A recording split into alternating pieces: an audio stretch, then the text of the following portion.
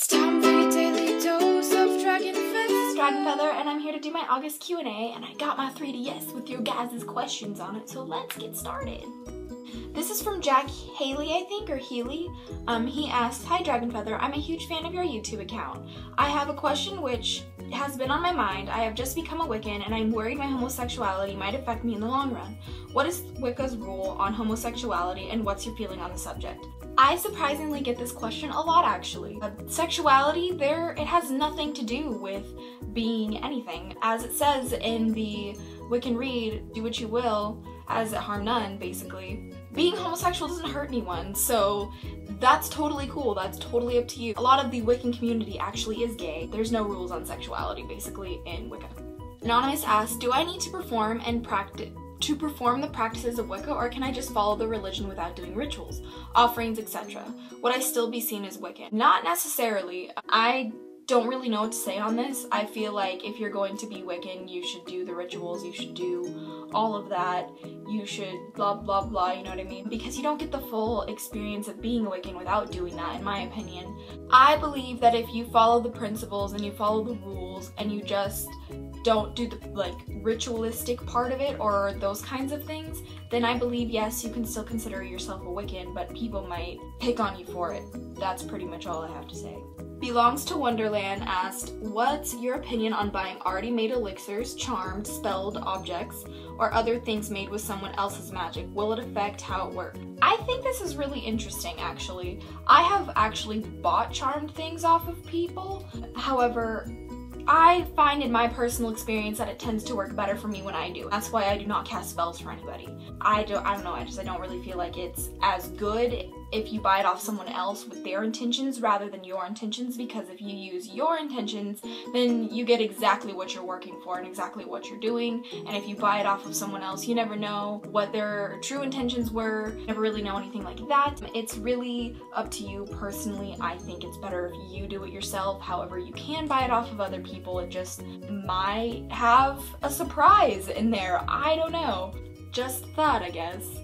Phoenix M. Starfire said, "Here's a question for the August Q&A. If you are fluent in a foreign ancient language such as Greek, would it be more sensible to use that language in rituals and spells, especially if you follow that pantheon? Or do you think that the native language is more powerful?" Personally, this is the entire reason why I'm trying to learn Latin. Latin is a very difficult language, but I want to learn Latin because I feel like the ancient language, the dead language, is more powerful than English, which is a pretty sloppy, disgusting language, if you ask me.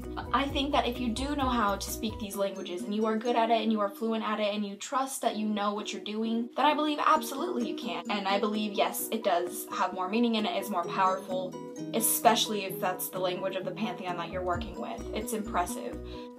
I think that you should use it if you know how or if you can.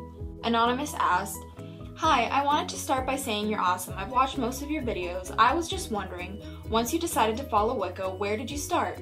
In an old video you mentioned meditating then grounding. But what about after that? When did you advance from that into spells, rituals, etc.? How did you know you were ready?" Personally, I didn't know what the fuck I was doing when I first got into Wicca and I started casting spells and doing rituals. I fucked that one up, and I think that was necessary for me to do. I talk about it to help you guys maybe avoid some of the issues that I've had in my life. I believe that if you feel like you have done enough in grounding and meditating and stuff like that, just go for it. Take a leap of faith, literally. Do a ritual and see how it feels. Take down notes in a journal and write down how it made you feel. Write down what you did.